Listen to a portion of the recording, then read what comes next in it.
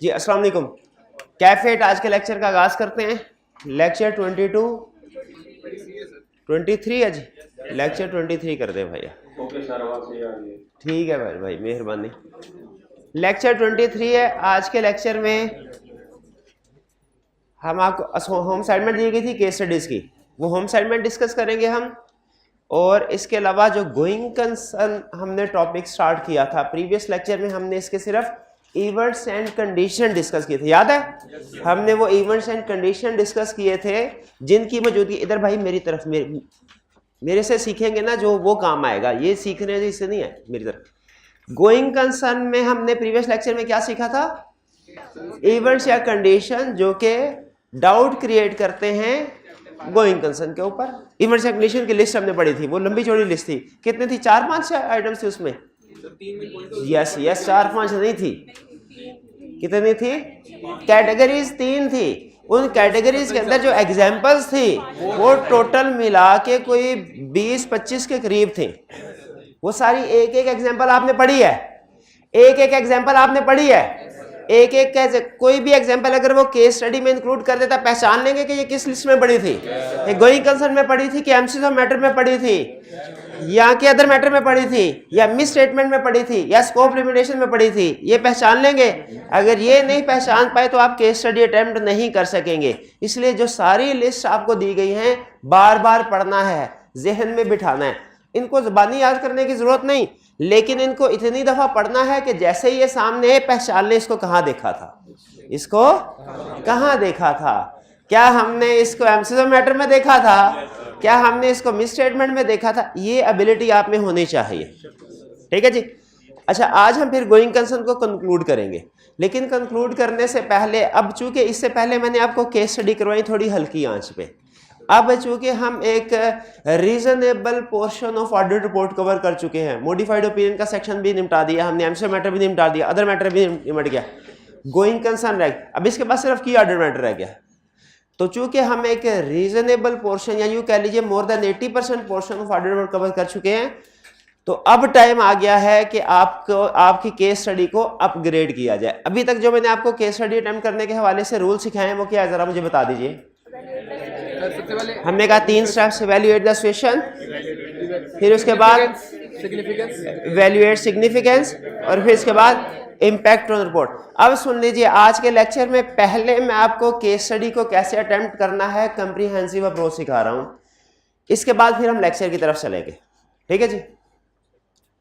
ये approach already आपके पास मौजूद होगी वॉल्यूम 2 में, how to attempt case study relating to impact on audit report. अच्छा, ये जहन में रखिएगा, ये बी लॉ और सी लॉ की तरह ऐसा नहीं है कि कोई भी केस स्टडी अटेम्प्ट करने की अप्रोच जो है एक जैसी होगी, ऐसे नहीं है कि रेलिवेंट लीगल प्रोविजन लिखे, डिसीजन लिखे, बेसिस ऑफ डिसीजन लिखे, ऐसा नहीं है।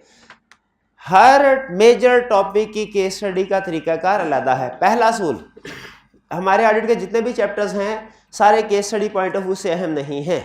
कुछ chapter case study point of view से अहम है, कुछ नहीं। जैसे एग्जाम पॉइंट ऑफ व्यू से केस स्टडी बनाने को 2-3 नंबर की छोटी मोटी केस स्टडी वो किसी भी जगह से बना सकता है।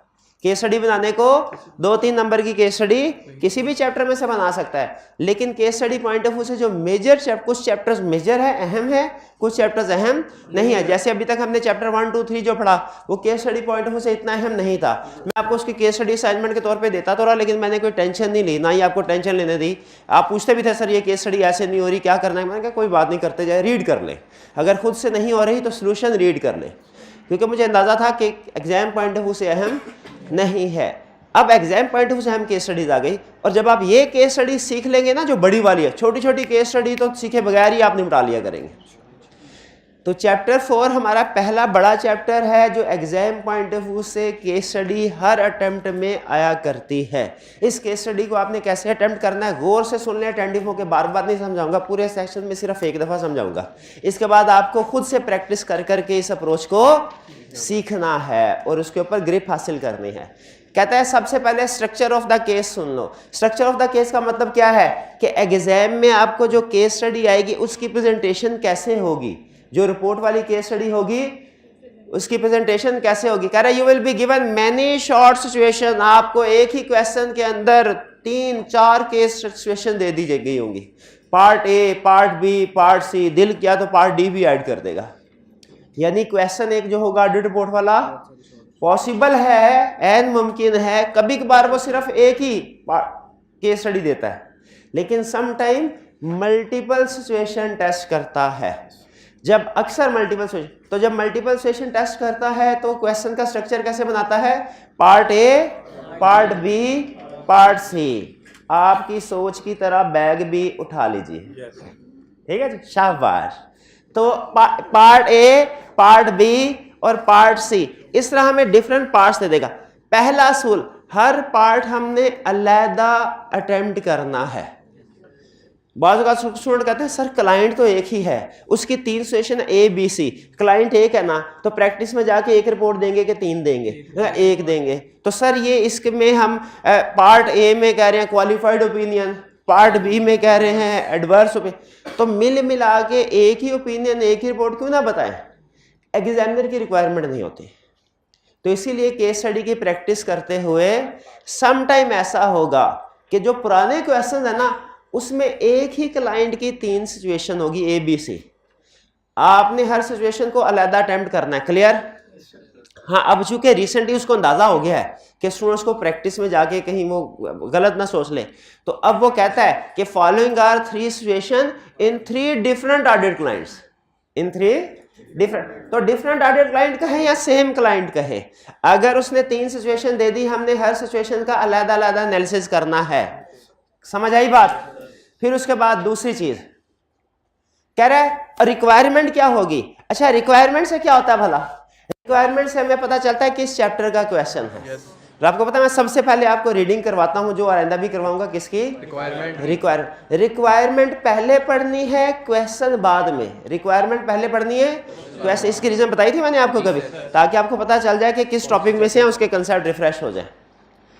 फिर and requirement will be to explain effect या implication of each situation on auditor's report और opinion। और requirement में क्या कहेगा? मुझे each situation, किसका? each से समझ आया आपको? हर एक का अलग अलग। मुझे each situation का impact बताओ, किसके ऊपर बताओ? ऑडिट रिपोर्ट के ऊपर या opinion के ऊपर? एक ही बात है। केस स्टडी के पॉइंट ऑफ व्यू से इफेक्ट ऑन रिपोर्ट या इफेक्ट ऑन ओपिनियन एक ही बात है। टेक्निकली दोनों में फर्क है। Opinion is one element of report, फर्क है टेक्निकली। लेकिन जब केस स्टडी में पूछे इफेक्ट ऑन ओपिनियन या इफेक्ट ऑन रिपोर्ट, तो आपने इफेक्ट ऑन रिपोर्ट ही बताना है। इफेक्ट ऑन ओपिनियन या इफेक्ट ऑन रिपोर्ट पूछे, इसका मतलब क्या? स्टूडेंट आया, कहने लगा सर देखे एग्जामिनर ने कितनी हमारे साथ ज्यादती करता है। मैंने कहा हुआ क्या? कहने लगा सर केस स्टडी आई, उसने पूछा था इफेक्ट ऑन ओपिनियन, तो मैंने लिख दिया अनमोडिफाइड ओपिनियन। तो मैंने कहा उसमें तो उसने लिखा हुआ था कि पिछले साल का ऑडिट किसी और ने किया है, तो वो अदर मैटर पैराग्राफ नहीं ऐड करना था। कहने लगा सर देखिए रिक्वायरमेंट में उसने भी लिखा हुआ था इफेक्ट ऑन ओपिनियन बताओ, तो मैंने तो इफेक्ट ऑन ओपिनियन ही बताया अनमोडिफाइड। सोल्यूशन देखा तो उसने अदर मैटर भी लिखा हुआ था। सोल्यूशन देखा, क्वेश्चन गलत है इसमें, ड्राफ्टिंग क्वेश्चन की गलत मैं मानता हूं, लेकिन अगर वो इस तरह कर रहा है कि इफेक्ट ऑन ओपिनियन पूछता है, रिक्वायरमेंट में क्या है? इफेक्ट ऑन ओपिनियन, लेकिन रिपोर्ट में कोई भी इफेक्ट आ रहा हो इंक्लूड करता है, तो हमें भी कर देना चाहिए ना। ठीक है, तो केस स्टडी के पॉइंट ऑफ व्यू से सुन ले, केस स्टडी के पॉइंट ऑफ व्यू से सुन ले, बल्कि कंप्लीट कंसेप्ट देता हूं आपको, गौर से सुनिएगा। अब जो अगली 1 मिनट में बात करने लगा बहुत ही अहम और बहुत ही टेक्निकल है। इम्पैक्ट ऑन, हमारे 3 अल्फाज बोले जाते हैं हमारे प्रोफेशन में, तीनों का मतलब अलग अलग है अगर ट्रू सेंस में टेक्निकली देखा जाए। ओपिनियन, रिपोर्ट और ऑडिट। ठीक है, ओपिनियन, रिपोर्ट और audit. Audit most comprehensive term है, इसमें हमारे प्रोसीजर भी आ जाते हैं, इसमें रिपोर्ट भी आ जाती है, इसमें ओपिनियन भी आ जाता है। ठीक है, फिर अगले स्टेप पे है टर्म ऑडिट रिपोर्ट। इसका मतलब है इसमें हमारे, इस टर्म में हमारे प्रोसीजर नहीं है, सिर्फ ऑडिट रिपोर्ट है, लेकिन ऑडिट रिपोर्ट के अंदर हर एलिमेंट इसमें कवर हो जाता है। ठीक है, और तीसरी चीज है ऑडिट ओपिनियन, जिसका मतलब सिर्फ हमारा ऑडिट ओपिनियन ही है, बाकी के एलिमेंट्स नहीं है। प्रैक्टिकली ये कंसेप्ट इसी तरह यूज होता है जैसे आपको बताया। अब सुन ले एग्जाम पॉइंट ऑफ व्यू से कैसे टेस्ट होता है। केस स्टडी में वो या तो पूछेगा इफेक्ट ऑन ऑडिट, या पूछेगा इफेक्ट ऑन रिपोर्ट, या इफेक्ट ऑन ओपिनियन। आपने case study point of view से इफेक्ट ऑन रिपोर्ट और इफेक्ट ऑन ओपिनियन को एक ही समझना है। यानी अगर वो इफेक्ट ऑन ओपिनियन पूछता है और रिपोर्ट में कोई और पैराग्राफ इफेक्ट हो रहा है, आपने सॉल्यूशन में उसका जिक्र करना है। हालांकि टेक्निकली देखा जाए तो ये गलत है, प्रैक्टिकली देखा जाए तो गलत, लेकिन एग्जामिनर की रिक्वायरमेंट को भी तो हमने पूरा करना होता है। तो हम जब जैसे सॉल्यूशन देखते हैं, हम जब एग्जामिनर कमेंट्स देखते हैं, हम जब मार्किंग स्कीम देखते हैं, तो हमें पता चलता है कि जब वो इफेक्ट ऑन ओपिनियन कह रहा हो ना, तो रिपोर्ट में जो भी चीज इफेक्ट हो रही हो वो लिखनी होती है, ठीक है। और अगर इफेक्ट ऑन ऑडिट पूछे या पूछे कोर्स ऑफ एक्शन क्या है, इफेक्ट ऑन ऑडिट पूछे या पूछे कोर्स ऑफ एक्शन क्या है, तो जब कोर्स ऑफ एक्शन पूछेगा हमने इफेक्ट ऑन प्रोसीजर भी बताने हैं, इफेक्ट ऑन रिपोर्ट भी बताना। ये बात समझ आ रही है। इसीलिए हमेशा आपने आपका आधा फोकस जो है ना, आधा एनालिसिस रिक्वायरमेंट पे होना चाहिए। किसी भी क्वेश्चन के रिक्वायरमेंट से बहुत क्लियर हो जाए वो क्या पूछ रहा है। तो यहां पे रिक्वायरमेंट क्या हुई हमारी, उसने कहा ये ऑडिट रिपोर्ट या ऑडिट ओपिनियन के ऊपर इफेक्ट पूछ रहा होगा, ठीक है जी। अच्छा आगे चलते हैं। हाँ, समटाइम उसकी रिक्वायरमेंट होती है ऑडिटर कोर्स ऑफ एक्शन या इंपैक्ट ऑन ऑडिट। अगर ऑडिटर कोर्स ऑफ एक्शन कह रहा है या इंपैक्ट ऑन ऑडिट कह रहा है, तो इसका मतलब है हमारे सवाल के दो हिस्से हो गए। एक प्रोसीजर्स वगैरह जो हमने बताने हैं वो अलग, रिपोर्ट का अलग। ये पक्का कंसेप्ट कर लेना आपने। अच्छा आगे चलते हैं। कह रहा रिमेंबर एवरी सिचुएशन, वही जो भी कल रहा हूं मैं, every situation is to be solved separately whether all situation relate to different clients are same client, different client are same, हर एक को अलग सॉल्व करना है, ठीक। अब कह रहा है ये तो हो गया स्ट्रक्चर, ठीक है। यानी केस स्टडी सामने ही देख के आपने पहचानने का, हाँ 3 पार्ट्स हैं। रिक्वायरमेंट क्या है, इंपैक्ट ऑन रिपोर्ट पूछ रहा है, बस समझ लग गई ये हमारा चैप्टर 4 का क्वेश्चन है। कैसे पहचान, अब इसको अटेम्प्ट करना है। अटेम्प्ट कैसे करना है, स्टेप 1 इवेल्युएट द सिचुएशन को इवेल्युएट करना है। यानी क्या इवेल्युएट करना है, इसमें पहले इसमें कोई जो भी इशू इसमें इन्वॉल्व है, कोई ना कोई मिस स्टेटमेंट है तो कोई ना कोई काउंटिंग का इशू होगा ना। अच्छा एक चीज में रखिएगा, अभी मैंने आपको इवेल्युएट द सिचुएशन में यह बताया था कि आपने सिर्फ ये बता देना है कि मिस स्टेटमेंट है कि स्कोप लिमिट है, इसको जस्टिफाई भी करना होता है। जैसे अगर क्लाइंट ने डेप्रिसिएशन रिकॉर्ड नहीं की ना, तो आपने जहां पे ये लिखना है कि दिस इज मिस स्टेटमेंट, वहां पे आगे इसको जस्टिफाई भी करवाना है कि because IFRS requires to record depreciation on tangible assets, ठीक है। ये रिक्वायरमेंट के साथ जस्टिफिकेशन होगी। आपने बताना है कि इसे IFRS क्या रिक्वायर करते हैं।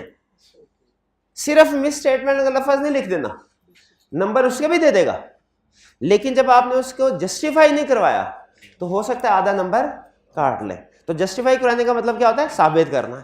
इसी तरह का स्कोप लिमिटेशन है, फिर आप ये नहीं लिखेंगे कि because IFRS requires to record inventory at lower of cost and NRV, ये नहीं लिखेंगे। फिर ऑडिटिंग स्टैंडर्ड की बात लिखेंगे अगर स्कोप लिमिटेशन हुई, because ISAs requires auditor to physically verify inventory. लंबी चौड़ी बात नहीं करनी, एक लाइन में निपटा दें। ये जो शुरू के होते हैं ना स्टार्टर्स केस स्टडी के, उन स्टूडेंट का सबसे बड़ा मसला ये होता है, वो कहते हैं सर केस स्टडी कर तो लेते हैं, लेंथ ही बहुत ज़्यादा हो जाती है, क्योंकि आप केस स्टडी अटेम्प्ट करने से पहले नहीं सोचते कि क्या लिखना है। जो पहले सोचेगा फिर लिखेगा, उसकी केस स्टडी बैलेंस रहेगी। जो पहले लिखेगा बाद में सोचेगा कि ये इतनी बड़ी लेंथी क्यों हो गई, उसकी लेंथी, ठीक है। तो पहले सोचना है, ठीक है।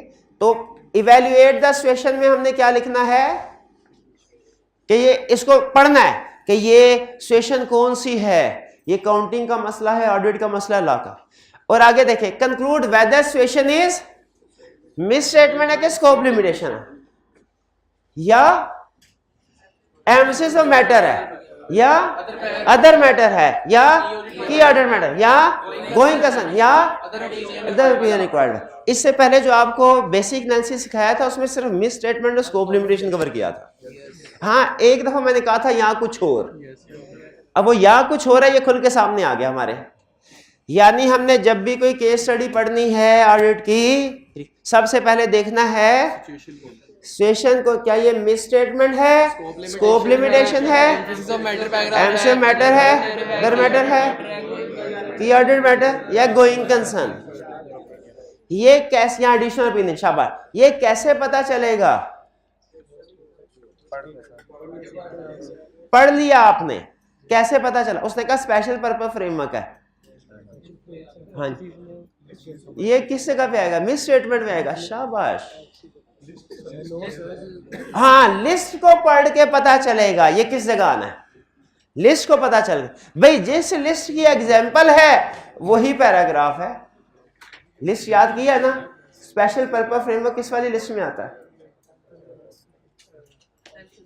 एमसीज ऑफ मैटर की लिस्ट में। कोई नहीं याद की हुई आप भाई, देख लें 8 एमसीज मैटर कितनी, 8 एग्जांपल, अदर मैटर की 4 example, miss statement scope limitation की छोटी छोटी एग्जांपल्स, फिर उसके बाद गोइंग कंसर्न, मिल मिला के ना सारी 100 से ज्यादा नहीं होंगी ये सारी जित एमसीज ऑफ मैटर। बस बस नहीं, आप सीए करना है बीए करना है, पहले ये फैसला करना है। नहीं सर, हो जाती है तनख्वाह चाहिए सीए की, काम करने बीए के, ऐसे थोड़ी चलता है मेरे भाई, ऐसे तो नहीं होता ना। और 100 लाइंस, 100 मैट्रिक में होते थे ना, एक मजमून याद करना होता था, इंग्लिश हमारी तभी साहबी की होती थी, एक मजमून याद करना, उसकी 100 से ज्यादा लाइंस होती थी, वो याद कर लेते थे कि नहीं, और ऐसा याद करते थे कि भूलता नहीं था। कुछ तो ऐसे भी आपने, I beg to say that I have mail, I can not come to school for today, kindly grant me one leave, होता था ना, ऐसे ही याद। इसी तरीके से एग्जाम्पल्स याद कर लें भाई, एग्जाम्पल फौरन विद इन मिनी सेकेंड आपको एग्जाम में क्लिक हो जाए ये एग्जाम्पल किस लिस्ट में थी, फिर आएगी आपकी केस स्टडी के ऊपर ग्रिप। अगर उधर भी सोचते रहे ना ये पढ़ा तो जरूर हुआ था लेकिन ये किस जगह पढ़ा था, फिर केस स्टडी नहीं होनी भाई। वैल्यूएट या सोल्यूशन पहली चीज पता चल गई। क्या कर, सबसे पहले हमने केस स्टडी पढ़ के क्वेश्चन पढ़ के अंदाजा लगा लिया, ऑडिट रिपोर्ट का क्वेश्चन है चैप्टर 4 का। फिर उसके बाद हमने सिचुएशन पढ़ी और अंदाजा लगाया कि क्या ये मिस स्टेटमेंट है, ये स्कोप लिमिटेशन है, ये एमसीज ऑफ मैटर है, ये अदर मैटर है, की ऑर्डर मैटर है, गोइंग कंसर्न, अनसर्टेनिटी।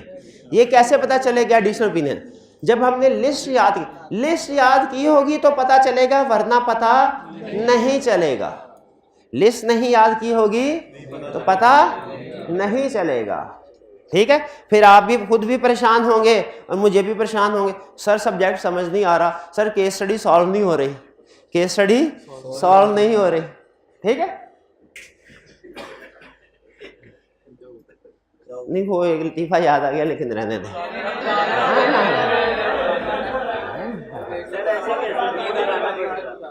नहीं, पीर साहब का मुरीद था कोई आप जैसा मासूम, पीर साहब के पास चला गया, कहूँगा पीर साहब दुआ कीजिए अल्लाह ताला मुझे औलाद दे।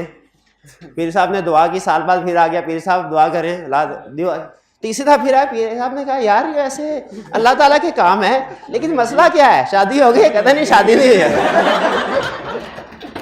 तो ये आप 100% कन्फर्म में आपने पहले ये सुना होगा। यहाँ पे सुनाने का मकसद क्या है? आपको पीर साहब की मजबूरी बताना, ठीक है, कि जब केस स्टडी लिस्ट याद ही नहीं करेंगे और फिर आगे गए सर जी केस स्टडी सॉल्व नहीं हो रही, सर जी समझ में नहीं आ रहा, केस ऑडिट समझ नहीं आ रहा, तो भाई उसको समझने के लिए कोई प्री रेक्विजिट है। प्री रेक्विजिट करेंगे, शादी नहीं। गलत कंसेप्ट समझने में माहिर हैं आप। नहीं भाई, क्या लिस्ट याद करना। चलिए आगे चलते हैं।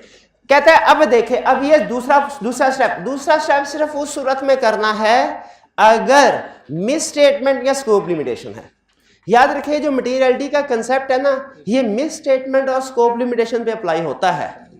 ये एमसीज ऑफ मैटर पे नहीं अप्लाई, अदर मैटर पे नहीं अप्लाई होता, ये लीगल रिक्वायरमेंट्स पे अप्लाई नहीं होता। ये मटेरियलिटी का कंसेप्ट किस पे अप्लाई होता है?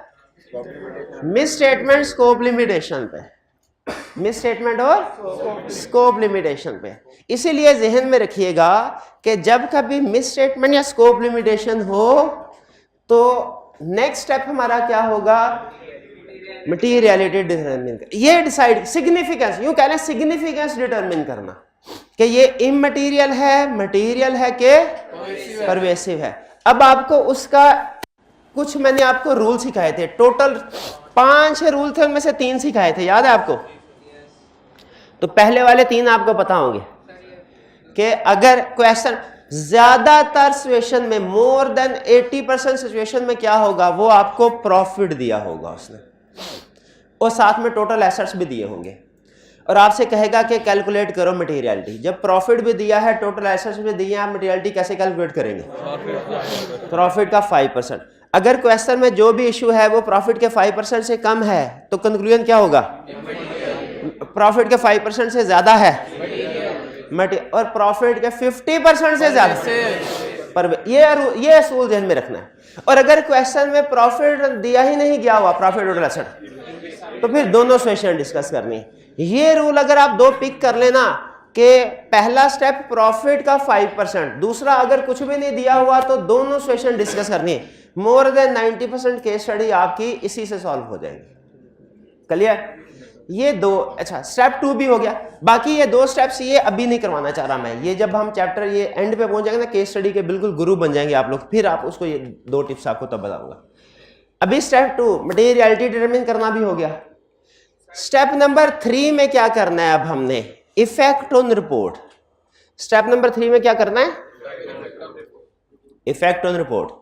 इसमें क्या करेंगे हमने? इफेक्ट ऑन ओपिनियन और बेसिस ऑफ ओपिनियन। सबसे पहले तो ओपिनियन को बता दें कि ओपिनियन कौन सा आएगा। अगर मिस स्टेटमेंट स्कोप लिमिटेशन है तो हम लिखेंगे we shall express qualified opinion, adverse opinion, disclaimer of opinion, और वो लाइन नहीं भूलनी जो आप अक्सर भूल जाते हैं, basis for qualified opinion, basis for adverse opinion. उसमें मिस स्टेटमेंट या स्कोप लिमिटेशन की नेचर को एक्सप्लेन करना है, ठीक है।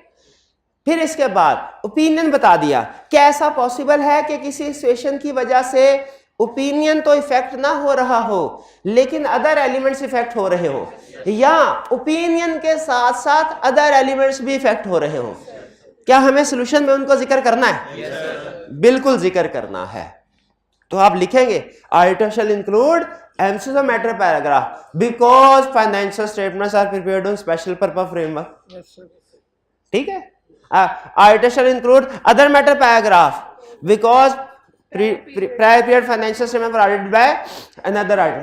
अच्छा, लेकिन इसमें ये चीज ध्यान में रखिएगा, एग्जामिनर मार्क्स ज्यादा देता है बाज़ औक़ात की स्टडी के।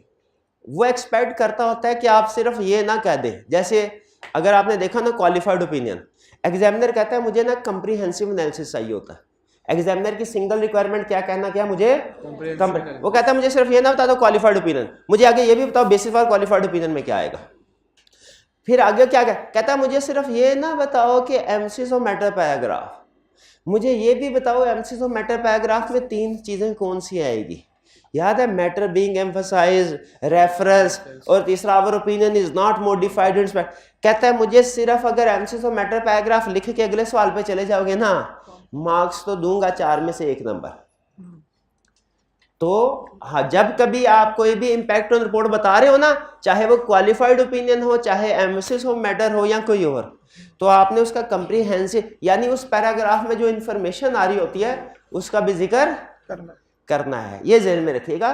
बाकी जैसे जैसे केस स्टडी सॉल्व करते जाएंगे ना, ये आपको पता चलता जाएगा कि वो किस तरीके से करना, किस तरीके से करना, ठीक है।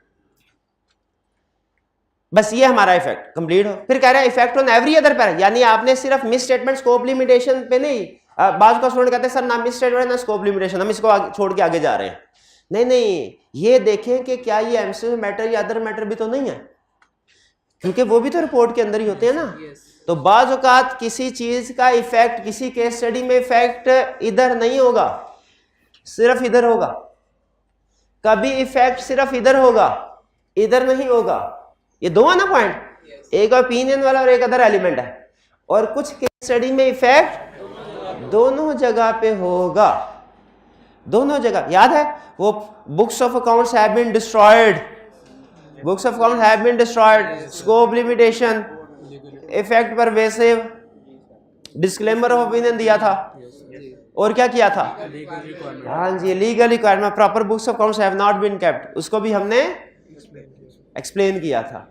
तो बाजुकात इफेक्ट सिर्फ एक में होगा, सिर्फ ओपिनियन पे, बाजुकात अदर पे, और बाजुकात इसका ध्यान रखना है आपने सोचते हुए हमेशा दोनों चीजों को सोचना। क्लियर? ये था आपका अप्रोच, ठीक है। फिर इसके बाद कह रहा है कि बाजुकात एग्जामिनर एंड एग्जामिनर वो कहते हैं matters to be considered by auditor. What are the matter to be considered by auditor in this situation and also state impact on report.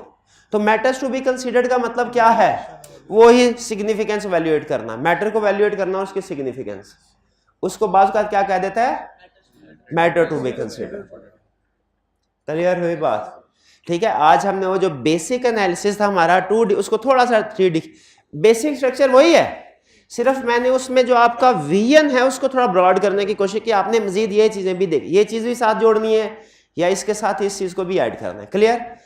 अब ये एक पेज है, ये आपने लाजमी वक्तन हफ्ते में एक दफा जरूर पढ़ते रहना, ठीक है, ताकि अगर कोई केस स्टडी कहीं पे आपको अटेम्प्ट करने का तरीकाकार थोड़ा भूल रहा है तो वो रिफ्रेश हो जाए फिर, ठीक है।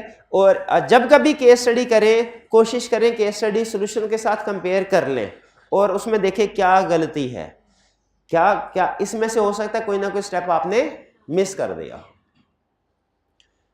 क्लियर जी? अच्छा, ये थी हमारे अप्रोच केस स्टडी को अटेम्प्ट करने की। इसके अलावा मैंने आपको कोई होम असाइनमेंट दी थी, मैं चाह रहा हूँ होम असाइनमेंट में भी कुछ 2-3 क्वेश्चन हम डिस्कस कर लें ताकि आपको ये अप्रोच जो है ना ये मजीद पक्की हो जाए, इसकी डेमोन्स्ट्रेशन भी आ जाए। तो कौन सा क्वेश्चन था ये? कौन सा नाम क्या इस क्वेश्चन में उसका? समरकंद लिमिटेड? नहीं, जो आपको दिया था ये हो सकता है इसका नंबरिंग डिफरेंट। जो आपको क्वेश्चन दिया था किया किसी स्टूडेंट ने? मुझे इस क्वेश्चन नंबर नहीं, उस क्वेश्चन में जो नाम था वो बताएं। समरकंद लिमिटेड, शाबाश। ये अब नाम मुझे आपने बताते जाना। ये आ गया जी समरकंद का क्वेश्चन। स्टार्ट करें जी। सबसे पहले भाई एंड वाले भाईजान नजर आ रहा है आपको? नजर आ रहा है? पढ़ा जा रहा है? पढ़ा जा रहा है? क्या आप क्लास में मौजूद हैं? क्या आप जिंदा हैं? एक दफा तसल्ली कर ले भाई से, पूछ ले क्या मैं जिंदा हूं या जिंदा लाश हूं, पूछ ले भाई से। तो लाश तो सबसे पहले रिक्वायरमेंट में सबसे पहले केस क्वेश्चन आया, क्या करना है, क्या सिखाना? Requirement. Discuss the impact of each of the above matters on your audit report. मेरा पहला क्वेश्चन क्या? रिक्वायरमेंट पढ़ के पता चल गया किस टॉपिक का क्वेश्चन है? ऑडिट रिपोर्ट का। मैं दूसरा क्वेश्चन, क्या हमने सिर्फ ऑडिट रिपोर्ट के अंदर रहना है या प्रोसीजर भी बताने हैं? रिपोर्ट के अंदर रहना। ऑडिट रिपोर्ट के अंदर, प्रोसीजर नहीं बताने। अगर वो कहता है कोर्स ऑफ एक्शन बताओ, ठीक है, अगर वो कहता है इम्पैक्ट ऑन ऑडिट बताओ, अगर रिक्वायरमेंट को जनरल रखता what would you do in this situation, इस तरह के अल्फाज जो होते हैं ना, what would you do in this situation, what shall be auditors course of action, ये ओपन एंडेड। इस तरह के क्वेश्चन का मतलब है कि प्रोसीजर भी बताओ, रिपोर्ट भी। यहां पे उस समय स्पेसिफाई कर दिया ऑडिट रिपोर्ट, हमने इसको अंडरलाइन कर लेना। 3 सिचुएशन है, तीनों की तीनों situation engagement party have reviewed audit working paper of Samarkand limited. The audit team has highlighted the following matters in the working paper. अच्छा, अब एक ही क्लाइंट है समरकंद, उसी से रिलेटेड तीनों सिचुएशन है, A B B B C B, client एक है, इन सब का इकट्ठा एनालिसिस कर दो कि ए का लेता बी का। ये अब समझ आया कैसे कहा था आपको कि हालांकि क्लाइंट प्रैक्टिकली इस क्लाइंट की एक ही रिपोर्ट इशू होगी, लेकिन एग्जाम में हमने इसको अलग अलग करना है। कहता है 20% ऑफ कंपनीज रिकॉर्डेड टर्नओवर यानी revenue comprises of cash sales, proper record of cash sales have not been maintained. Cash, अच्छा कुछ स्टूडेंट यहाँ पे कैश सेल का रिकॉर्ड मेंटेन नहीं किया गया। क्लियर? आगे चलते हैं। हमने अभी अब क्या मैं फौरन पहुंच जाऊं कि स्कोप लिमिटेशन है? क्या मैं देखूं शायद आगे अल्टरनेटिव शेयर की बात करें? अच्छा, the audit consequently the audit team was unable to design audit procedure to verify the cash.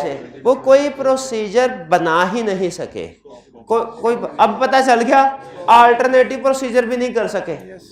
ठीक है, स्कोप लिमिटेशन हो गई। क्लियर? सबसे पहले step number 1 evaluate the situation क्या है, ये क्या है, स्कोप लिमिटेशन। ठीक है, because alternative auditor is unable to obtain evidence from alternative procedure to। दूसरा इफेक्ट क्या है इसका, क्या उसने क्वेश्चन में प्रॉफिट बताया हुआ है? नहीं बताया। अच्छा, ये 20% का मतलब ये नहीं कि ये मटेरियल है, क्योंकि 5% से ज्यादा हो तो मटेरियल होता है, 50% से ज्यादा तो परवेसिव, तो ये 20, तो ये मटेरियल हुआ ना? गलत, मटेरियल नहीं हुआ। क्यों?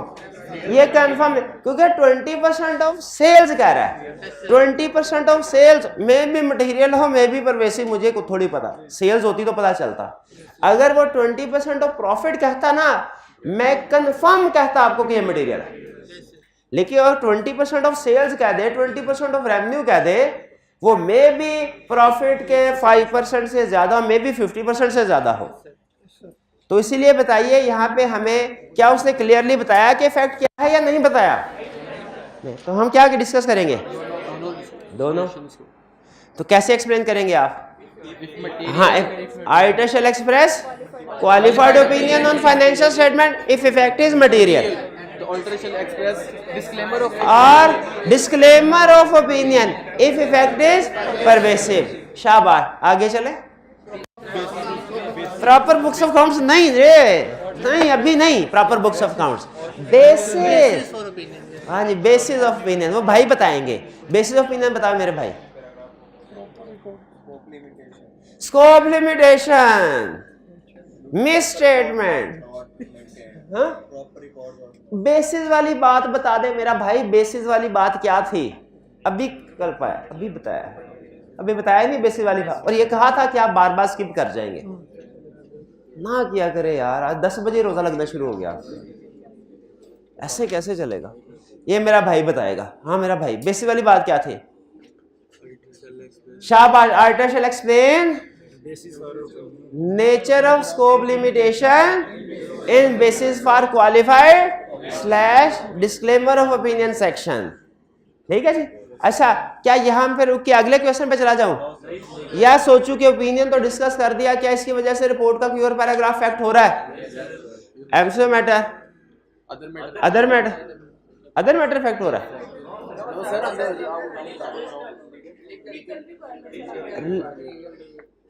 बताया था रिपोर्ट के अंदर 3 अदर होते हैं, 3 अदर, तीनों अदर डिफरेंट हैं एक दूसरे से। एक अदर मैटर था, एक अदर इंफॉर्मेशन था, एक अदर लीगल रिक्वायरमेंट्स थे, अदर लीगल रिक्वायरमेंट्स थे। ये अदर लीगल रिक्वायरमेंट्स का पॉइंट है। Auditor shall also explain in other reporting responsibility या legal requirement, other reporting responsibility section that proper books of accounts have not been kept in respect of this matter।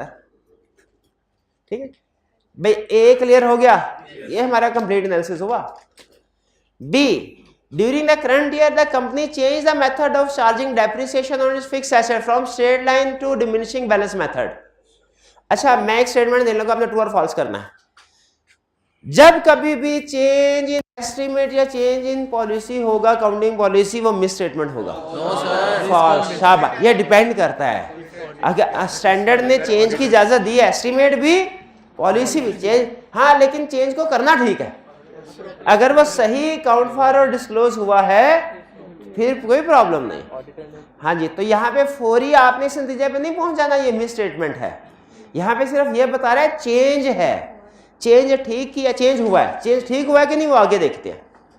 However, all the required disclosure have been included in notes to the financial statement। कह रहा है लेकिन सारे disclosure हमने दे दिए। ठीक है, assume करते हैं फिर हम अकाउंटिंग भी ठीक की होगी। तो अगर अकाउंटिंग भी ठीक किया, डिस्क्लोजर भी ठीक किया, तो हम क्या करेंगे? Unmodified opinion on financial statements. MCQ matter तो आएगा ना। अब एमसीक्यू मैटर मेरा भाई खोल के मुझे दिखाएगा किस जगह पे चेंज इन एस्टीमेट और चेंज इन अकाउंटिंग पॉलिसी लिखा है। एमसीक्यू मैटर ना ना ना ना भाई, ना ना भाई, दुआ करवा लो जितनी मर्जी पीर साहब से, लिस्ट ना याद करना। लिस्ट देख उसमें कहीं change in estimate counting policy है? नहीं है, नहीं है तो यहां पे नहीं आएगा ना, एमसीक्यू मैटर नहीं आएगा। क्या इस पे ऑडिटर के एग्री होने या ना होने की बात करेंगे? देखिए क्वेश्चन में जो उसने ये लाइन लिखी है ना, all the required disclosure have been included in notes the financial statement, तो इसका मतलब ये है कि उसने काम ठीक किया। उसने जब क्वेश्चन के अंदर हमें बता दिया, उसने क्वेश्चन के अंदर हमें बता दिया कि सारे नोट्स या डिस्क्लोजर ठीक है, तो फिर इसका मतलब ठीक है। जिनका क्वेश्चन उनको बोलने दे, हाईजैक ना करें जी। अच्छा अब सुन लें, अब आपने क्वेश्चन उठाया टेक्निकल, सुनिएगा।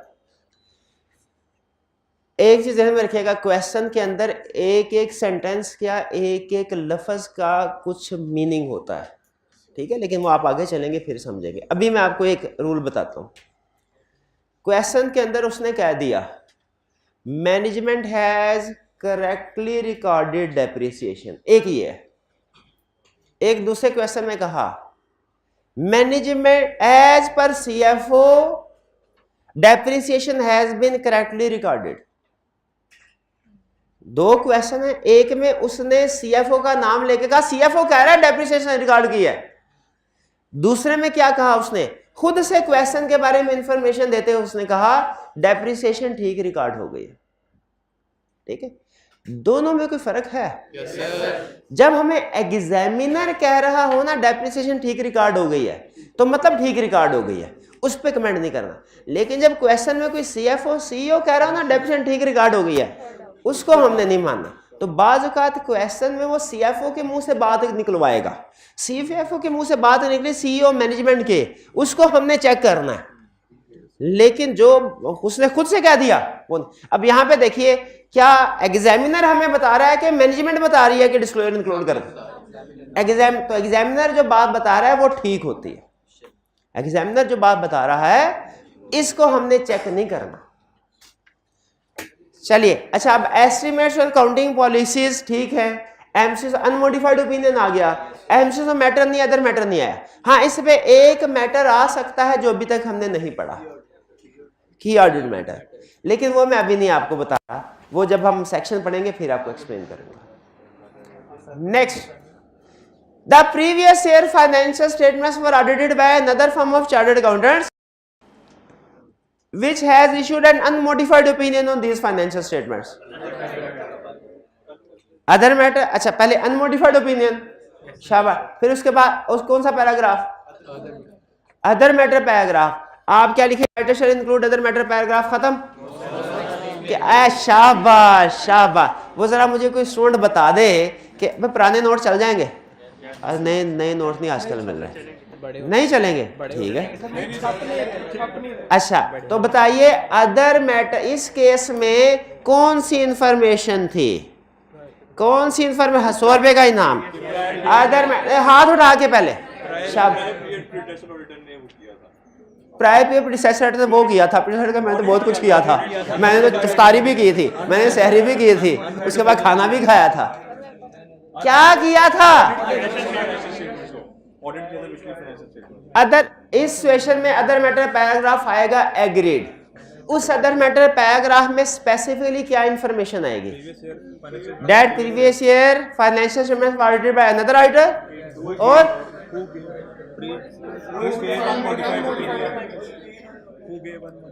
who expressed unmodified opinion and date of opinion, date. ये तीन स्टूडेंट्स मिलके भी आंसर नहीं कर सके, आधा आधा कर लेते, कोई आधा आधा नहीं। चलिए, सिर्फ अदर मैटर, स्टूडेंट सिर्फ अदर मैटर लिख के समझते हैं, हमने पूरा क्वेश्चन सॉल्व कर दिया। अच्छा मजे की बात, फिर जब रिजल्ट आता है परेशान होंगे कि पेपर तो सारा ठीक हुआ था, फेल क्यों हो गए, परेशान होंगे। मजाल है फिर भी एग्जामिनर कमेंट्स या सजेस्टिव सॉल्यूशन देख लें, भागे भागे सिर्फ पीर साहब के पास आएंगे।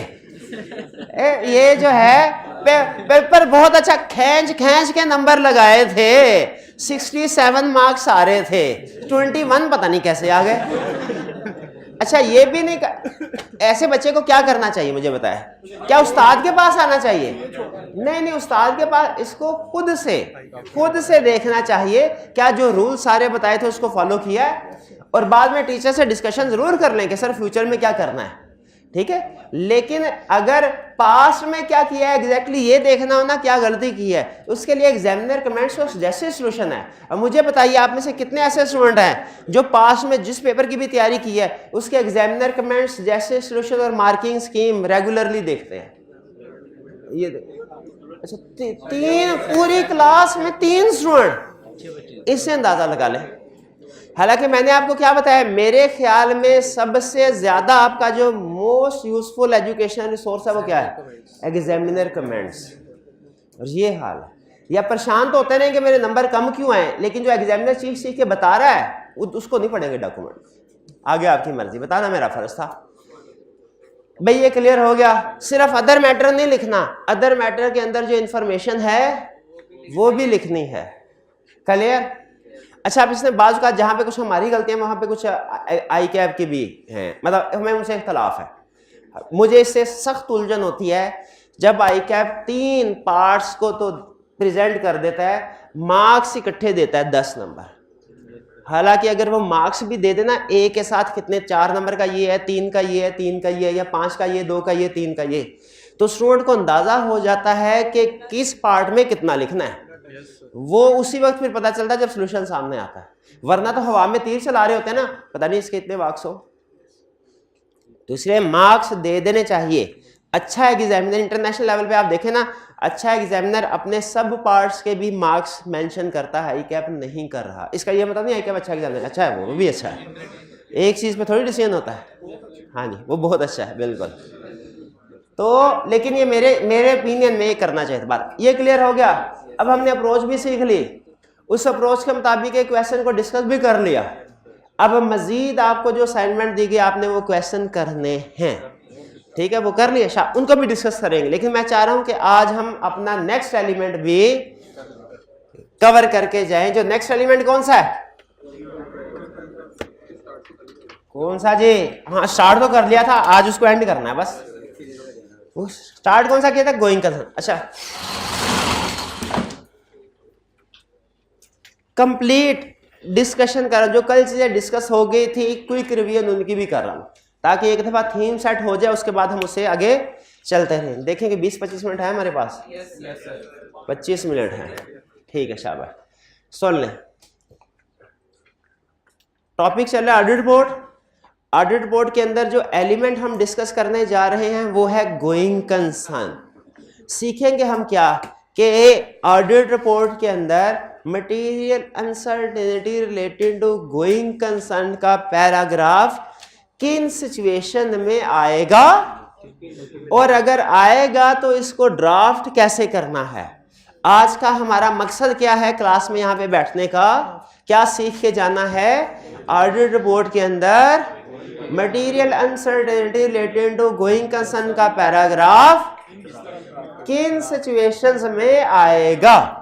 कौन सा पैराग्राफ? गोइंग कंसर्न का नहीं रे, कल भी material uncertainty relating to going concern. कौन सा paragraph? Uncertainty relating to going concern. कौन सा paragraph? Uncertainty relating to going concern. जरा अनसर्टेनिटी पे जोर दे के कहिए, material uncertainty relating to going concern. ये ज़हन में, इसका मतलब है अगर अनसर्टेनिटी है तो ये पैरा आएगा, अगर अनसर्टेनिटी नहीं है पैरा नहीं आएगा। ये मेरी लाइन नोट कर लीजिए, लेक्चर के एंड पे दोबारा बोलनी है मैंने, अनसर्टेनिटी वाली, अनसर्टेनिटी वाली, ठीक है जी। सुन ले, गोइंग कंसर्न अजम्पशन है क्या? गोइंग कंसर्न अजम्पशन है कि कोई भी कंपनी अगले कम से कम 12 महीनों तक चल सके, ठीक है, इसे कहते हैं अगर कोई कंपनी अगले 12 महीने तक चल सके, इसे कहते हैं गोइंग कंसर्न अजम्पशन एप्रोप्रिएट। ये बेहतरीन सिचुएशन है। एक वर्स्ट सिचुएशन भी है कि अगले 12 महीनों के अंदर अंदर कंपनी बंद हो जाएगी। इसे कहते हैं शाबाश, going concern assumption not appropriate. एक 50-50 वाली सिचुएशन होती है। हाँ, ये जो 50-50 वाली सिचुएशन है ये है अनसर्टेनिटी के मसले मसाइल तो हैं लेकिन कंपनी उनको मैनेज भी कर रही है, कंपनी के पास उनको एड्रेस करने के लिए प्लान भी है, प्लान भी है। देखिए फिर से सुनिए, पहली सिचुएशन, अगर कोई इवेंट्स या कंडीशन कास्टिंग डाउट है ही नहीं तो क्या कहेंगे आप? Going concern assumption appropriate.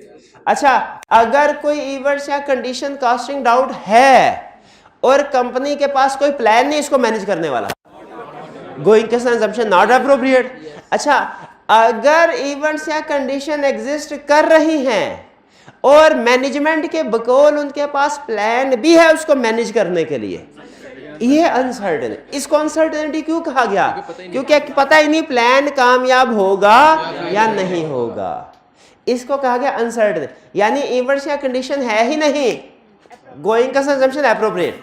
Events या कंडीशन है लेकिन प्लान भी है तो क्या है? अनसर्टेनिटी। अच्छा, इवेंट्स या कंडीशन है और प्लान ही कोई नहीं है तो फेल हो चुका है, नॉट एप्रोप्रिएट। ये समझ रहे हैं?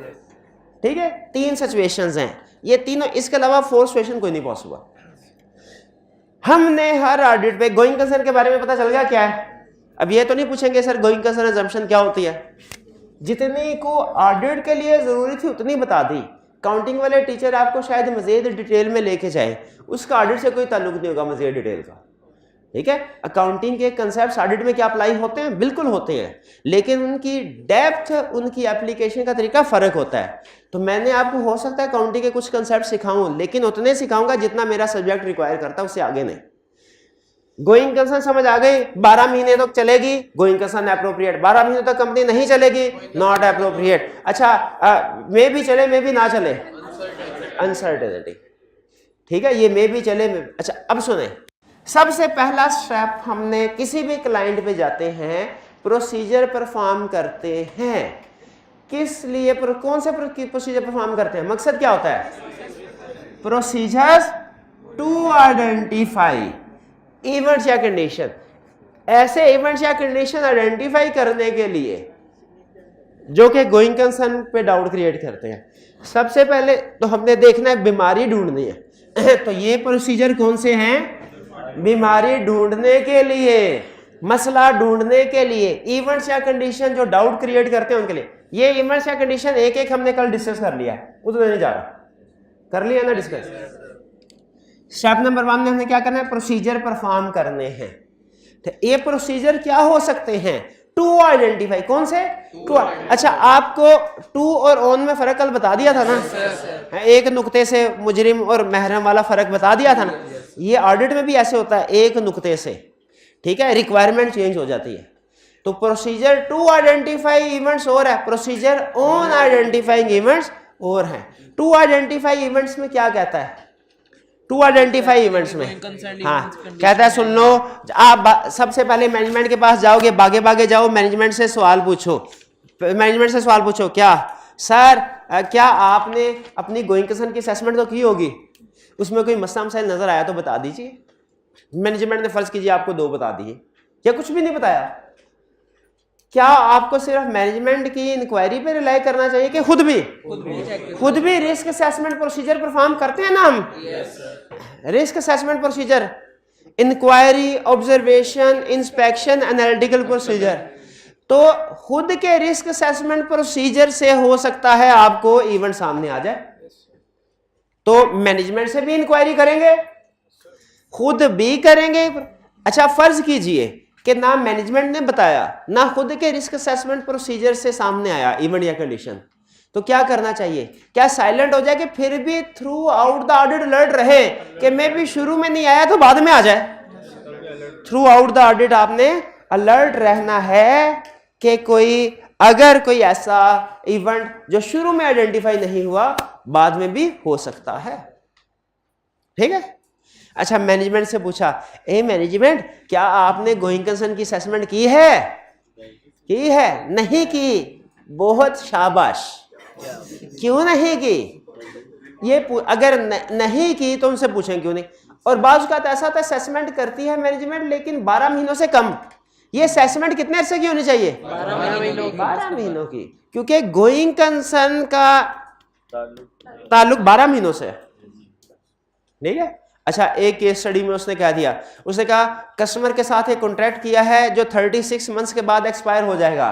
36 मंथ्स के बाद कोई नया कॉन्ट्रैक्ट नहीं है और कंपनी बंद हो जाएगी। बताइए गोइंग कंसर्न अनसर्टेनिटी पैरा आएगा कि नहीं? नहीं आएगा। क्यों नहीं आएगा? नॉट एप्रोप्रिएट वाला आएगा। एप्रोप्रिएट वाला क्यों आएगा? हालांकि 36 मंथ्स के बाद कंपनी फारिग है। 12 महीनों का होता है। शाबाश। गोइंग कंसर्न असेसमेंट 12 मंथ्स की होती है, ठीक है। 12 मंथ्स के बाद कोई मसला है वो आप पूछ लें, लेकिन उसका रिपोर्ट पे फैक्ट पूछ लें। पूछ क्यों लें? क्योंकि अगले सालों में काम आ जाएगा हमारे, लेकिन उसका रिपोर्ट पे फैक्ट, रिपोर्ट पे फैक्ट मसला बार। तो प्रोसीजर हमें समझ आ गए। कौन से प्रोसीजर? To identify. कौन कौन से थे? भागे भागे गए, इंक्वायरी की, खुद भी भागदौड़ की, risk assessment procedure, through out the audit alert रहे।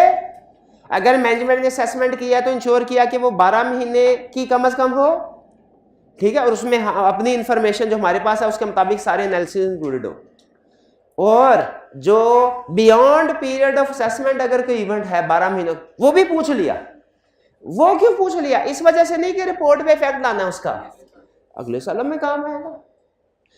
ये सारे 4-5 प्रोसीजर परफॉर्म करने के बाद आप समझते हैं कि पॉसिबल है कोई इवेंट या कंडीशन सामने आ जाए।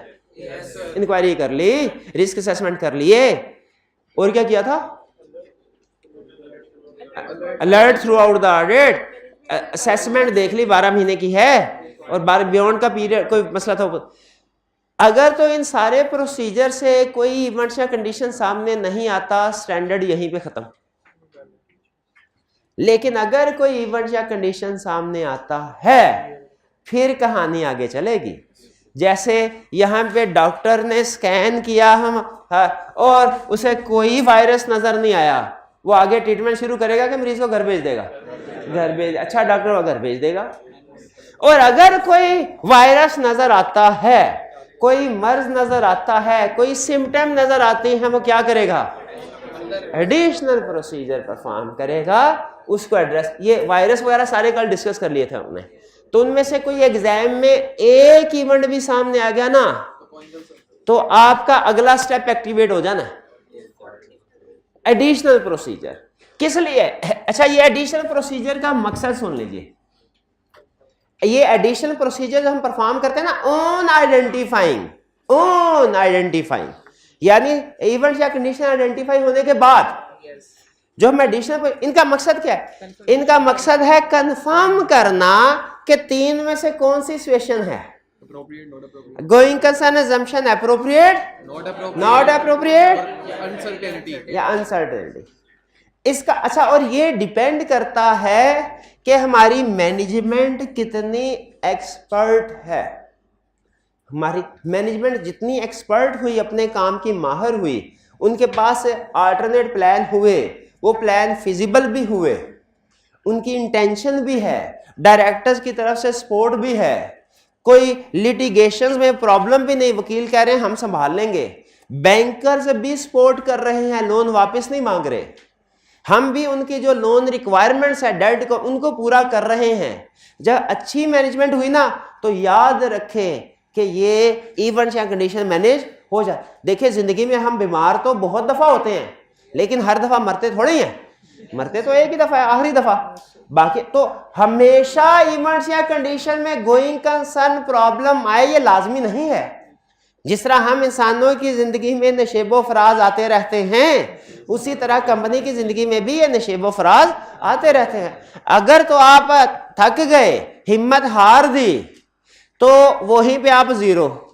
और ना सिर्फ ये कि आगे नहीं जा सकेंगे, बल्कि पिछली भी जितनी मेहनत की वो भी जीरो। पार्ट क्वालिफाइड को कोई फायदा, नॉन क्वालिफाइड नो, तो वो जीरो। लेकिन अगर आपके पास प्लान है, रिजल्ट एक बुरा आया तो क्या हुआ, हमारे पास प्लान है, हमने आगे कैसे तैयारी करनी है, पिछले पास में क्या गलतियां की उनको कैसे मैनेज करना है, प्लान फिजिबल भी है, घर वाले भी सपोर्ट कर रहे हैं, कोई टीचर भी मिल गया सपोर्ट करने के लिए, गाइड करने के लिए, दोस्त भी है, कहते हैं बस आइंदा से वो पुराने काम खत्म, अब घूमना फिरना नहीं, सिर्फ पढ़ाई करनी है, तो बताइए क्या गोइंग कंसर्न अजम्पशन अब की बार नॉट अप्रोप्रिएट है? अप्रोप्रिएट है। लेकिन अगर घर वाले कहें भाई बस आज से फीस बंद, खुद कमाओ खुद खाओ, ठीक है, और दोस्त भी कहें छोड़ो यार सीए में क्या रखा है, आर्टिफिशियल इंटेलिजेंस आने वाली है, वैसे ही सारे बेरोजगार, छोड़ो गोली मारो, ठीक है, क्यामत आने वाली है अनकरीब, छोड़ो। तो गोइंग कंसर्न, तो समझाना क्या चाह रहा हूं, मेन कंसेप्ट देखिए, प्रोसीजर एक दो वो अहम नहीं है, कंसेप्ट बिल्ड करना अहम है। कंसेप्ट क्या है, इवेंट्स या कंडीशन किसी भी कॉर्पोरेट वर्ल्ड में हर कंपनी को फेस करना पड़ती हैं, लेकिन हर कंपनी की गोइंग कंसर्न प्रॉब्लम नहीं आती। ये डिपेंड करता है कि क्या कंपनी के पास अल्टरनेट प्लान है कि नहीं, और हम एडिशनल ऑडिट प्रोसीजर में यही देखते हैं कि क्या कंपनी के पास वो एडिशनल वो अल्टरनेट प्लान है कि नहीं। ये एडिशनल प्रोसीजर क्या है ये भी मैं आपको बताऊंगा थोड़ी देर में, लेकिन एडिशनल प्रोसीजर के बाद हम किस नतीजे पे पहुंच रहे होंगे, या तो गोइंग कंसर्न अजम्पशन अप्रोप्रिएट या नॉट अप्रोप्रिएट, या मटेरियल अनसर्टेनिटी एग्जिस्ट करती है। अब ये प्रोसीजर अगर आप देखें तो लर्निंग ऑब्जेक्टिव 7 में है, 7 में वो क्या कह रहा है, कह रहा है मैनेजमेंट का प्लान देखो, प्लान को अंडरलाइन कर लें, मैनेजमेंट का प्लान देखो फ्यूचर का फिजिबल है कि नहीं, फिजिबल है कि नहीं उसको देखें, और मैनेजमेंट से रिप्रेजेंटेशन ले ले कि भाई मैनेजमेंट जो फ्यूचर की बातें होती है ना, फ्यूचर की बात उन पे मैनेजमेंट से रिप्रेजेंटेशन ले लेते हैं। जैसे दोस्त आपसे कोई फ्यूचर का प्लान शेयर करेगा, कसम खाओ यही ऐसे ही करोगे, ठीक है, जो उधार लिया था वापस कर दोगे, रिप्रेजेंटेशन दो कि वापस कर दोगे, ठीक है, फ्यूचर की कोई भी। तो फ्यूचर का जब भी प्लान ऑफ एक्शन होना, रिटर्न रिप्रेजेंटेशन लाजमी मैनेजमेंट से हम ले लेते हैं कि भाई लिख के दो कि तुम ऐसा ही करोगे। फिर मैनेजमेंट ने अगर कैश फ्लो फॉर कॉस्ट बनाए हैं, कैश फ्लो फॉर कॉस्ट समझते हैं क्या होता है, इससे पहले हमने कहां पढ़ा कैश फ्लो फॉर कॉस्ट का कंसेप्ट, कभी पढ़ा है कि नहीं पढ़ा, पढ़ा चैप्टर 1 में, उसमें क्या पढ़ा था, इसके ऊपर कौन सी लिमिटेड श्योर था। अगर कैश फ्लो फॉर कॉस्ट है, क्या फ्यूचर की कैश फ्लो को हम चेक कर सकते हैं? नो सर, हो गया, मर गया ऑडिटर आपका। ऑडिटर हर चीज को वेरीफाई कर सकता है भाई, फ्यूचर की चीजों को उतना डिटेल में नहीं जितना हिस्टोरिकल को करता है, लेकिन फ्यूचर कैश फ्लो को भी कर सकता है, हर चीज को कर सकता है। डाटा यूज्ड इज रिलायबल, तो हमने कैश फ्लो फॉर कॉस्ट को चेक करना है कि इसमें जो डाटा इस्तेमाल किया गया वो रिलायबल है कि नहीं, अजम्पशन सपोर्टेबल है कि नहीं। पास्ट में ग्रोथ आती रही 10%, फ्यूचर कॉस्ट जो कैश फ्लो थी उसमें 20% है, क्या ये अजम्पशन आपके ख्याल में रीजनेबल है? नहीं है। अभी कोई प्रोडक्ट इन प्रोसेस है, कोई तजर्बा कर ही नहीं रहे, लेकिन कैश फ्लो फॉर कॉस्ट में लिखा हुआ है न्यू प्रोडक्ट लॉन्च करेंगे जिससे हमारा सेल डबल हो जाएगी, लेकिन आपने देखा तो करंटली कोई डेवलपमेंट प्रोजेक्ट चल ही नहीं रहा था। ये डाटा रिलायबल है क्या? कह रहे कैश फ्लो फॉर कॉस्ट में यही देखें, यही देखें। फिर इफेक्ट्स ऑफ सब्सिक्वेंट इवेंट देखें, गोइंग कंसर्न पे क्या है, कोई लीगल केस का डिसीजन अगर एडवर्स आ गया तो वो हो सकता है गोइंग कंसर्न को प्रॉब्लम क्रिएट करे, कोई मेजर प्रोडक्ट फेल हो जाए वो हो सकता है गोइंग कंसर्न पे प्रॉब्लम क्रिएट करे। मिनट्स ऑफ द मीटिंग पढ़ें, लोन एग्रीमेंट्स पढ़ें, फाइनेंशियल इंफॉर्मेशन, रेगुलेटरी एक्शंस की रिपोर्ट्स पढ़ें। ये इन सारी डॉक्यूमेंट्स को पढ़ने से आपको कंपनी के बारे में कोई ना कोई अगर नेगेटिव इवेंट चल रहा है उसके बारे में पता चल जाएगा, जैसे शेयर होल्डर्स की मीटिंग में डिस्कस होते हैं, ठीक है। लोन एग्रीमेंट की अगर वायलेशन करें तो वो इमीडिएटली फेवर, लोन एग्रीमेंट खास तौर पे टिक करें, ये केस स्टडी में भी आई कि आपने टेस्ट किया हुआ है, ठीक है। लोन एग्रीमेंट खास तौर पे टिक करें, लोन एग्रीमेंट कि अगर इसकी वायलेशन करेंगे तो लोन अमाउंट पे करना पड़ती है और लोन इमीडिएटली पेएबल हो जाता है। जो अगर आपके पास पे करने के पैसे नहीं है तो आप फारिग हैं, बैंकरप्ट हो, बिल्कुल गोइंग कंसर्न नॉट अप, ठीक है। मिनट्स ऑफ द मीटिंग में कोई बड़े मसले में कोई कंपेटिटर ने कोई अगर न्यू प्रोडक्ट लॉन्च कर दी हो, वो डायरेक्टर बैठ के डिस्कस कर रहे होते हैं कैसे निपटे, किसी सप्लायर ने या कस्टमर ने केस फाइल कर दिया हो, उसकी डिस्कशन हो रही होती है, लॉयर से भी कंफर्म करना है, बोरोइंग फैसिलिटी। तो ये सारे प्रोसीजर हमारे, आप खुद सोचें एक दफा इनको, अगर इन सारे प्रोसीजर का आउटकम पॉजिटिव है तो इसका मतलब क्या होता है, प्रॉब्लम आई तो सही लेकिन कंपनी के पास सफिशिएंट रिसोर्सेज या मैकेनिज्म है उसको मैनेज करने के लिए। लेकिन अगर इनमें से ज्यादा का जवाब नॉट में आए कि एग्रीमेंट्स की वायलेशन कर रहे हैं, cash flow for cost future में भी लॉस की तरफ जा रही हैं, करंटली भी लॉसेस आ रहे हैं, फ्यूचर की ऑपरेटिंग कैश फ्लो भी नेगेटिव है, तो फिर प्रॉब्लम आ गई कि नहीं आ गई? तो मुझे बताइए ये जो एडिशनल ऑडिट प्रोसीजर्स हैं, फिर बता दूं ये टू वाले हैं, ये ऑन वाले हैं, दरमियान में ये इवेंट या कंडीशन का फर्क है। एग्जाम में क्वेश्चन पूछे आपने मिक्स नहीं करना, इनको डिफरेंशिएट रखना।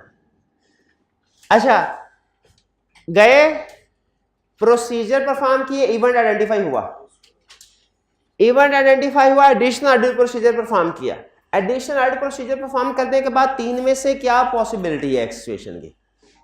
यहां तो गोइंग कंसर्न अजम्पशन होगी एप्रोप्रिएट, ये पहली है गोइंग कंसर्न, यहां तो गोइंग कंसर्न अजम्पशन होगी एप्रोप्रिएट या गोइंग कंसर्न अजम्पशन होगी नॉट एप्रोप्रिएट, या क्या होगा 50-50 मटेरियल अनसर्ड।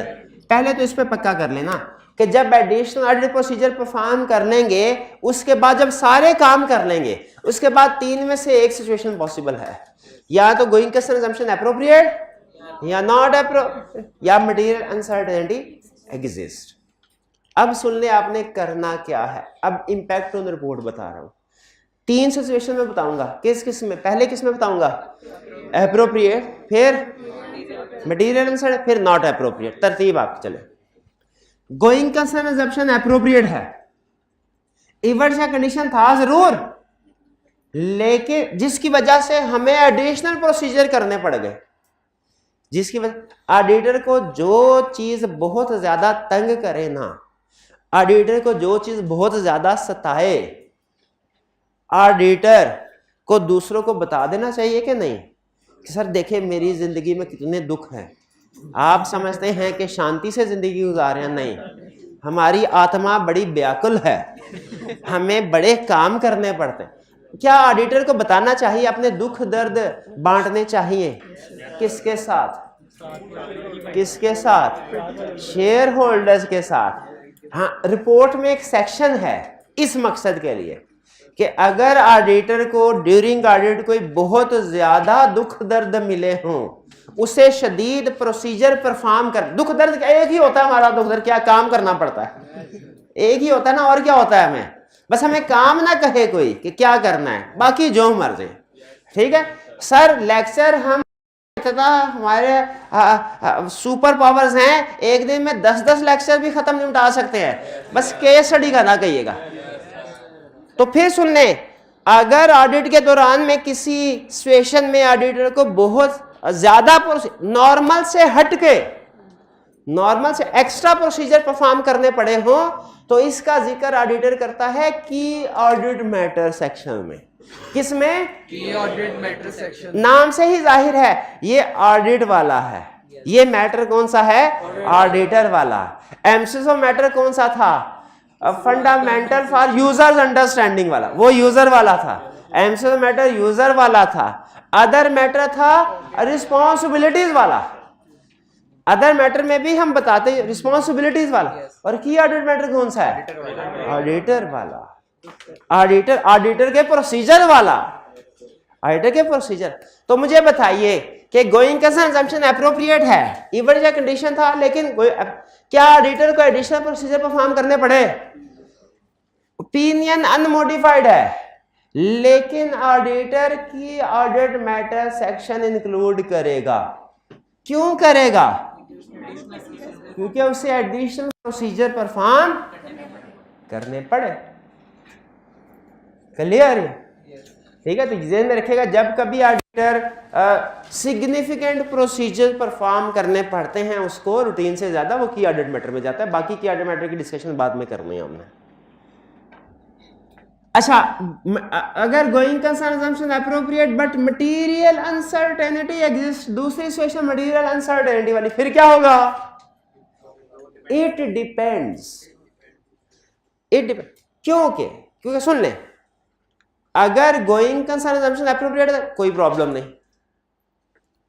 अगर going concern assumption appropriate material uncertainty exist करती है ना, तो मैनेजमेंट के लिए उसको डिस्क्लोज करना जरूरी होता है। मैनेजमेंट ने उस अनसर्टेनिटी को, ये तो आपने काउंटिंग में भी पढ़ा होगा ना, हर अनसर्टेनिटी को रिपोर्ट फाइनेंशियल स्टेटमेंट में डिस्क्लोज करना है। वो लीगल केसेस करते हैं ना डिस्क्लोज पेंडिंग, किस वजह से करते हैं? इसी रिक्वायरमेंट की वजह से करते हैं। अगर मैनेजमेंट ने इसको डिस्क्लोज कर दिया हुआ, गोइंग कंसर्न अनसर्टेनिटी थी, आगे हम क्या करेंगे? इट डिपेंड्स कि मैनेजमेंट ने क्या किया है।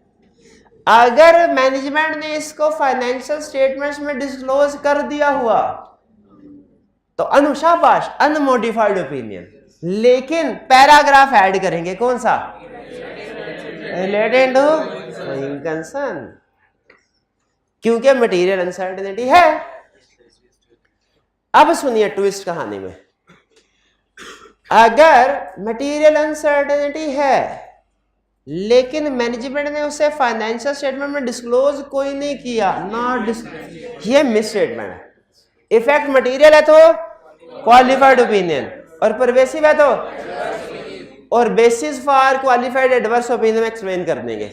यहां पे स्टूडेंट बहुत ही हैरान होते हैं, कहते हैं सर ऊपर आपने कहा मटेरियल अनसर्टेनिटी एग्जिस्ट कर रही है और नीचे मटेरियल अनसर्टेनिटी का पैरा ही नहीं आ रहा, पैरा ही नहीं आ रहा। क्यों?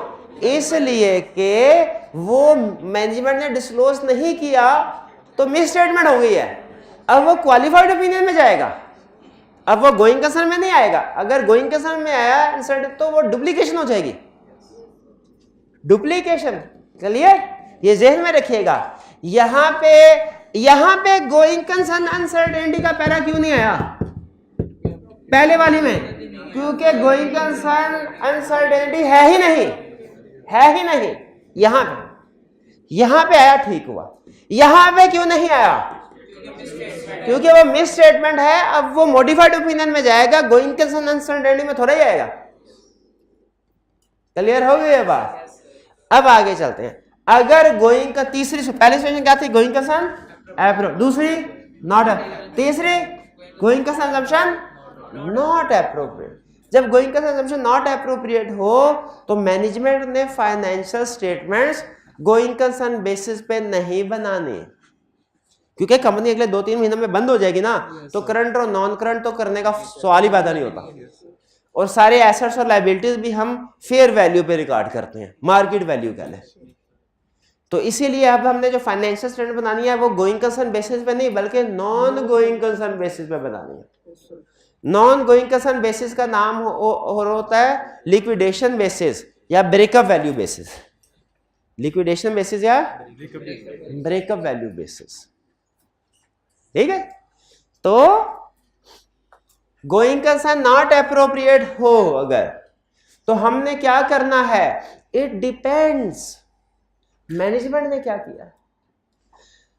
अगर मैनेजमेंट ने financial statements, going concern assumption not appropriate है लेकिन financial statements going concern basis पे बनाई है, तो गलती नहीं, बहुत बड़ी गलती, परवेसिव इफेक्ट, परवेसिव, सारे ही गलत, शाबाश, एडवर्स ओपिनियन। अच्छा, अगर मैनेजमेंट ने financial statements non going concern basis पे बनाई है तो गलती है नहीं, ओपिनियन कौन सा आएगा? अनमोडिफाइड। लेकिन उसके साथ ऑडिटर एम्फसिस और मैटर पैराग्राफ देगा। अब इसमें मेरे 2 सवाल हैं। पहला सवाल, एम्फसिस और मैटर पैराग्राफ क्यों देगा? हाथ उठा के। और दूसरा सवाल, material uncertainty related to going concern का पैराग्राफ क्यों नहीं आएगा? पहला, दूसरा, तीसरा, चौथा, पांचवा, पीछे छठा जी। यूजर अंडरस्टैंडिंग के लिए जो है वो एम्फेसिस ऑफ मैटर का पैराग्राफ आएगा और emphasis of matter paragraph user की अंडरस्टैंडिंग के लिए। सर लिस्ट में गोइंग कंसर्न एक मिनट ठहरे,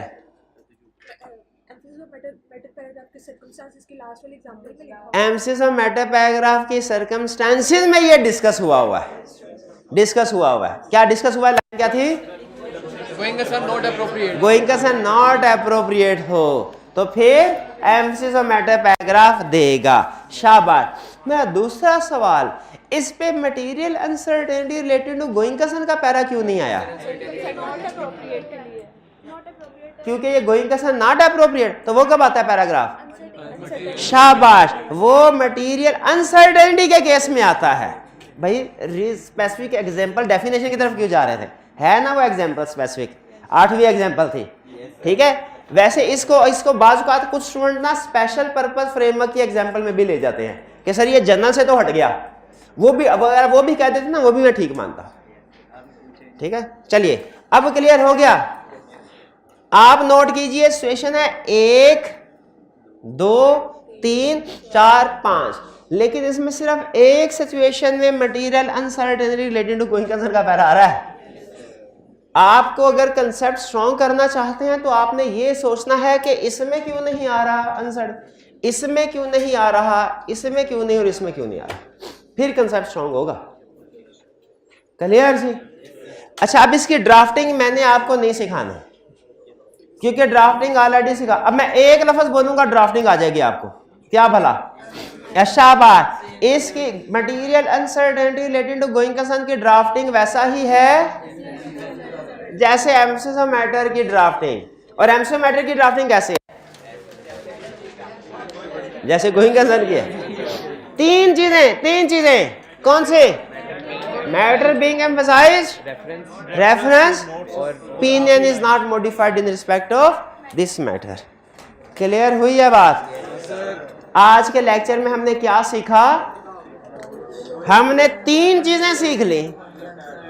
एक, हमने प्रोसीजर सीख लिए गोइंग कंसर्न से रिलेटेड, टू वाले भी ऑन वाले भी।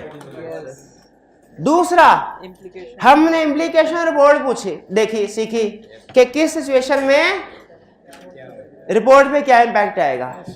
और तीसरा, हमने ड्राफ्टिंग भी सीख ली। अच्छा, ड्राफ्टिंग सीखी, इस पे आप ठंडे पड़ गए हैं। जैसे आपको लग रहा है कि कोई बात नहीं, पढ़ के देख लें, अभी पढ़ें, जरा घर से पढ़ाएंगे। बिल्कुल, स्टार्ट मैंने कल यहाँ से करना है। अगर आपने पढ़ा हुआ तो ठीक, वरना फिर मैं आपको एक एक लफ्ज पढ़ाऊंगा जैसे आपको हमारी आदत है। ठीक है, तो रीड कर गया। ठीक, होम असाइनमेंट भी मिल गई आपको, पर्ची के ऊपर लिखी हुई है, वो होम असाइनमेंट लाजमी करनी है आपने। और कल क्या आपका टेस्ट है? कल बिल्कुल टेस्ट है, कल टेस्ट है और परसों भी क्लास है आपकी। ठीक है जी, इंशाल्लाह। आज का लेक्चर यहाँ ख़त्म करते हैं हम। अल्लाह हाफिज़।